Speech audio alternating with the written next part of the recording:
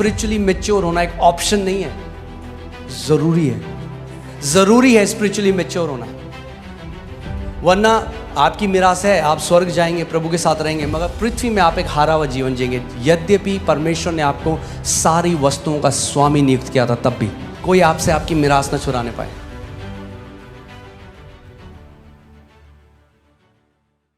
इतना ज़रूरी है जो हम लोगों के मुंह से निकलता है, इस बात को समझना बहुत ज़रूरी है। एक परमेश्वर के दास केनेथी हेगन, वो एक लड़के के लिए प्रार्थना करने गए। वो 37 साल का था, 37 साल का था और कोमा में था। और वो जैसे ही हॉस्पिटल के कमरे में गए, उन्होंने हाथ रखा, प्रभु ने एकदम बोला अपना हाथ हटा ले क्योंकि ये बचेगा नहीं, मर जाएगा। और वो जो विश्वास करते रहे, जो डॉक्टर था उनकी बिल्कुल अगेंस्ट था, क्योंकि वो विश्वास करते रहे चंगाई सबके लिए। उन्होंने कहा प्रभु ये कैसे हो सकता है, मैं हमेशा विश्वास मैंने सिखाया चंगाई सबके लिए। और प्रभु ने उनको बताया कि इस लड़के ने बचपन से बार बार एक गलत अंगीकार किया, और आत्मिक जहां में एक नियम है।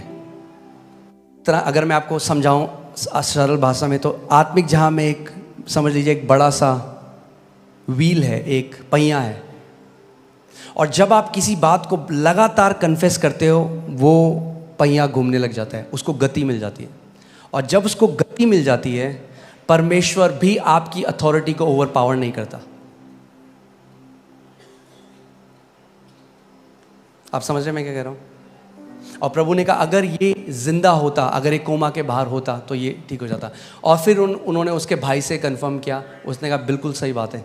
जब ये छोटा था तब से ही कहता था मैं 40 साल तक जिंदा नहीं रहूँगा। पता नहीं क्यों कहता था, हम भी बोलते रहे कि आप, हर बार बोलता रहता था। कैंप में गए हम, वहाँ पे भी कहता था मैं 40 साल नहीं देखूंगा अपने जीवन में। 37 में ही डाइड। पिता ने कहा मैंने इसको वापस घर बुला लिया है। वो वापस प्रभु के पास गया, मगर हम हर चीज परमेश्वर पे नहीं डाल सकते। हमारी भी एक रिस्पॉन्सिबिलिटी है पुत्रों की तरह। आप समझ रहे हैं? हमें अपने अधिकार को समझना है, अपनी जिम्मेदारी को समझना जरूरी है कि आपकी एक जिम्मेदारी है। नीति वचन 18:21 में लिखा है, जीव के वश में मृत्यु और जीवन दोनों होते हैं, और जो उसे काम में लाना जानता है वह उसका फल भोगेगा।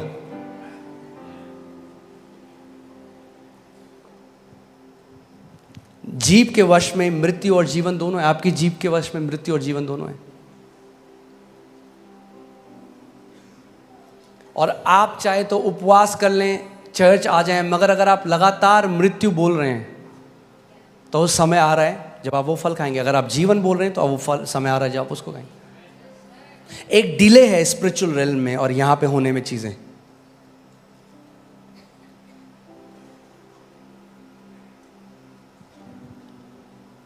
इसीलिए जो डोमिनियन है वो हमारी लाइफस्टाइल होनी चाहिए। एक बारी में नहीं होता। आपने देखा कोई व्यक्ति जिम जाए और एक दिन करे और अगले दिन आप देखो वो नहीं, लगातार लाइफस्टाइल की तरह करना पड़ेगा। वैसे ही अधिकार भी है, आपको लगातार जीवन शैली बनानी पड़ेगी शासन अधिकार की। क्योंकि कई लोग इतना गलत बोलते आए हैं अपने मुंह से बार बार। आपको पता है दुष्ट आत्माएं वेट कर रही हैं कि आपके मुंह से गलत वर्ड निकले और वो उन वचनों को इस्तेमाल करें आपके विरोध में।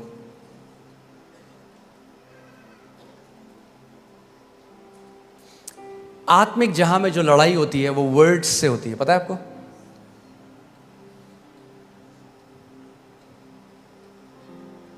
ये जो जादू टोना करने वाले, तांत्रिक मंत्र तंत्र करने वाले क्या करते हैं? क्या बोल रहे हैं? वर्ड्स बोल रहे हैं, कर्स कर रहे हैं, श्राप दे रहे हैं, और उन शब्दों को दुष्ट आत्माएं लेती हैं और जाती हैं काम असाइनमेंट में। वैसे ही जब हम परमेश्वर के वचन को बोलते हैं तो स्वर्गदूत एक्टिवेट हो जाते हैं, उन वचनों को लेते हैं और वो असाइनमेंट में काम पे जाते हैं।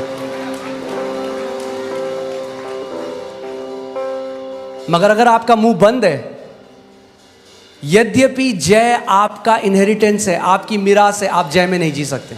कई लोग सेम स्टोरी बोल रहे हैं 40 साल से, उसने मेरे साथ ऐसा किया, और वो जब बोलते रहते हैं, दुष्ट आत्माएं बहुत खुश होती हैं। वाह, बोलता रहे, तेरे को हम दबा के रखेंगे जिंदगी भर। मगर जिस दिन वो परमेश्वर के वचनों को बोलने लग जाएंगे, जिस दिन वो परमेश्वर के पुत्र के अधिकार को समझने लग जाएंगे, वो ट्रांसफॉर्मेशन अपने जीवन में होने देगी। आमीन। आपको पता है कितने मसीह लोगों की बात कर रहा हूं मैं, जो प्रभु के बेटे और बेटियां हैं, वो टाइम से पहले चले गए, प्रभु ने उनको ले गया, उनका मुंह उनको ले गया। क्योंकि परमेश्वर आपकी फ्री विल को ओवरराइड नहीं करेगा। यही तो मैं कह रहा हूं, परमेश्वर को कंट्रोल करना होता तो सबसे पहले आदम और ईव को कंट्रोल कर देता बगीचे में। परमेश्वर आपको कंट्रोल, आप मुंह से जो भी बोलेंगे परमेश्वर कंट्रोल नहीं करेगा, वो आपको लीड करेगा, कंट्रोल नहीं करेगा कभी भी। इसीलिए जितने परमेश्वर की आत्मा के चले।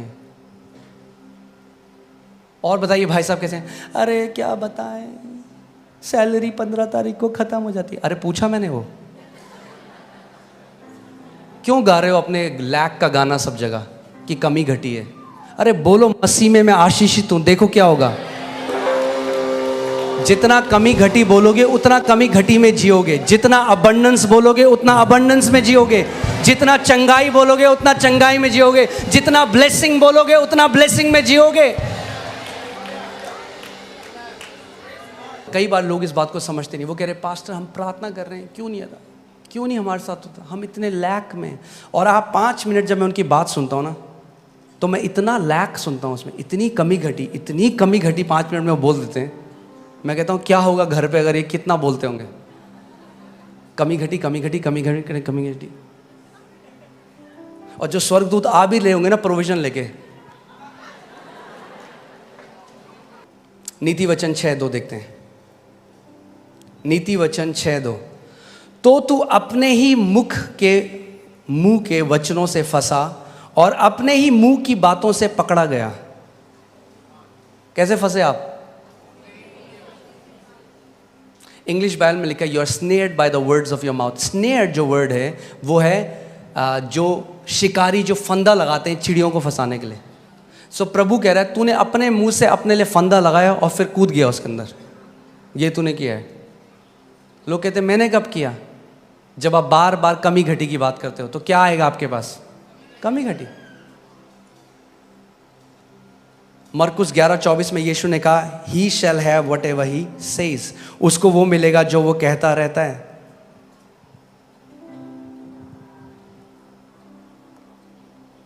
कुछ लोग हैं वो लगातार बीमारी की बात करते हैं, लगातार, हाय मेरे यहाँ दर्द, हाय मेरे यहाँ दर्द, हाय मेरे यहाँ दर्द। और ठीक है दर्द है, उसके लिए मना नहीं कर रहे, मगर चंगाई की आयतें बोलने लग जाओ जो बाइबल में दर्द चला जाएगा। पुत्र की तरह हमें बोलना सीखना पड़ेगा, पुत्र की तरह बोलना सीखना पड़ेगा। आमीन। मैं ये नहीं कह रहा कि हम झूठ बोलें। अगर आप लैक में कोई बोले कहना अच्छी करोड़ों पड़े हैं अकाउंट में, मैं ये नहीं कह रहा वो करो, पर मैं कह रहा हूं बार बार मत बोलो एक गाने को, आदत बन जाएगी आपकी बोलना सबको। कई लोग सबको बताते हैं मेरी सैलरी 20 तारीख को खत्म हो जाती है, और होता पता क्या है, फिर लोग आपकी इज्जत करना बंद कर देते हैं। तो कहेंगे फिर बार बार आगे वही बोलता है, क्यों बता रहे हो? पूछ रहे हो आपसे। अपने कमरे में जाओ, वचन खोलो, खुदा को बताओ उसका वचन क्या कहता है। उसका वचन कहता है मुझे रिमाइंड करा, मुझे स्मरण दिला कि मैंने क्या कहा है। आमीन। मैं आपको बता रहा हूं, जो आप कंटिन्यूअली कन्फेस करते हो वो आप खाने लग जाओगे। जो आप लगातार जिसकी घोषणा करते हो वो फल आप खाने लग जाओगे यीशु के नाम में।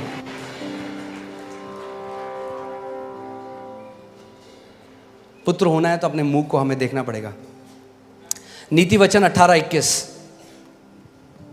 जीव के वश में मृत्यु और जीवन दोनों होते हैं, और जो उसे काम में लाना जानता है वह उसका फल भोगेगा। जो उसको काम में लाना जानता है। अब हम बोलेंगे जीव को किसको काम में लाना नहीं आता? बहुतों को। जिसके लिए दी थी उसका उल्टा कर रहे हैं हम लोग। जीवन के लिए दी थी, कई लोग मृत्यु बोल रहे हैं इसे।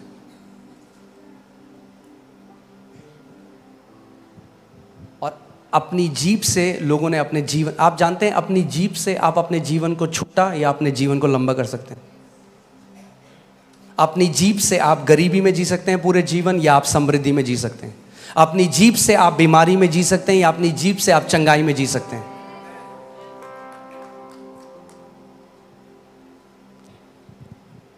अगर हम पुत्र हैं तो हमें किसकी नकल करनी है? अपने पिता की। इफिसियों 5:1 में लिखा है कि अपने पिता की नकल करो। हमारा पिता क्या करता है? उत्पत्ति 1 में जब हम देखते हैं, जब अंधकार था तो पिता ने क्या कहा? उसने कहा वो इधर आओ जरा, कितना अंधकार है, बड़ा अंधकार है भाई।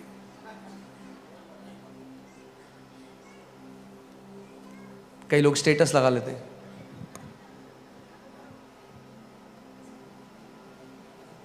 अब सारे रिश्तेदारों को बता दे आप कैसे, और सबको बता क्या करें, आप व्हाट्सएप स्टेटस लगा देते हैं।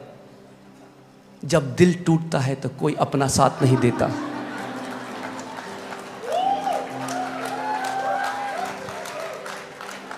तभी तो नहीं देता साथ, झेल हो गई है लोगों की सुन सुन के आपको।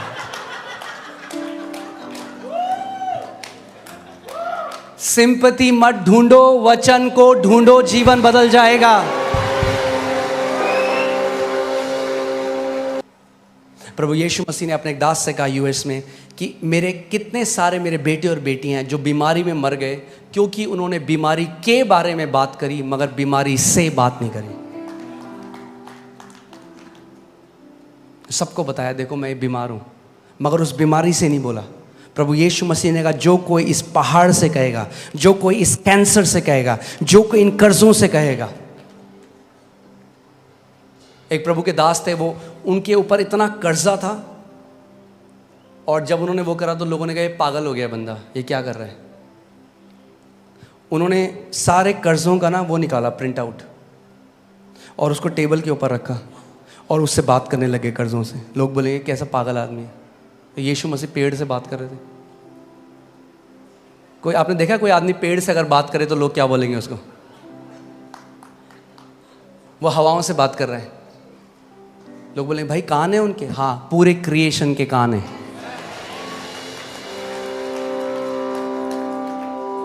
और वो कर्जों को बोलने लगे यीशु मसीह के नाम में मैं मत्ती 11:24 में खड़ा होता हूँ, सारे के सारे कर्जे उखड़ और समुद्र में जा पड़। बोलते गए बोलते गए बोलते गए बोलते गए बोलते गए, थोड़े बाद समय आया, सुपरनैचुरली प्रभु ने उनके सारे डेट्स खत्म कर दिए। जो आप लगातार कंटिन्यूअल कन्फेशन, जो आप लगातार घोषणा करते रहते हो, आत्मिक जहां में वो चक्का जिस दिन घूमने लगा आपको चमत्कार मिल जाएगा आपका। Do not give up. हमें लगता है हम जब वो पढ़ते हैं कि औरत ने कहा अगर मैं उसके वस्त्र के छोर को छूंगी तो मैं चंगी हो जाऊंगी। ओके टां टां टां, yay I got heal, thank you Jesus. ऐसा नहीं हुआ। बाइबल बताती है वो बार, मुझे नहीं पता वो कितनी दूर थी यीशु मसीह, हो सकता है हजारों बार उसने बोला आज जब मैं उसके वस्त्र के छोर को छू लूंगी मैं चंगी हो जाऊंगी, आज जब मैं उसके वस्त्र के छोर को छू लूंगी मैं चंगी हो जाऊंगी, आज जब मैं उसके वस्त्र के छोर को छू लूंगी। ऐसे करते करते वो यीशु के पास आई।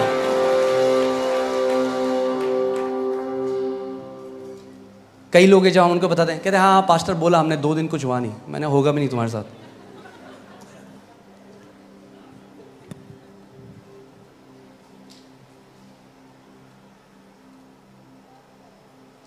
परमेश्वर को जेनेसिस में 10 बार बोलना पड़ा भाई, तुम कह रहे हो 2 बार बोला।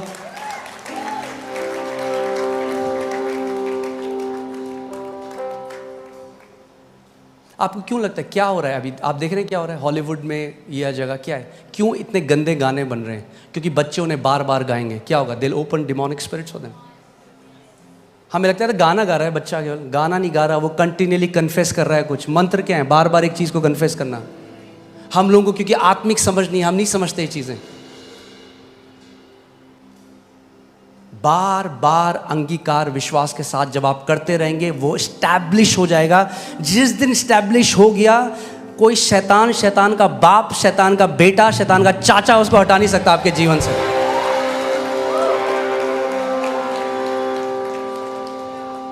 टेक अ स्क्रिप्चर, उसको इतना मनन करो, इतना कन्फेस करो कि वो आपकी लाइफ में स्टैब्लिश हो जाए। जिस दिन स्टैब्लिश हो गया वो आपका और आपकी जनरेशंस का है।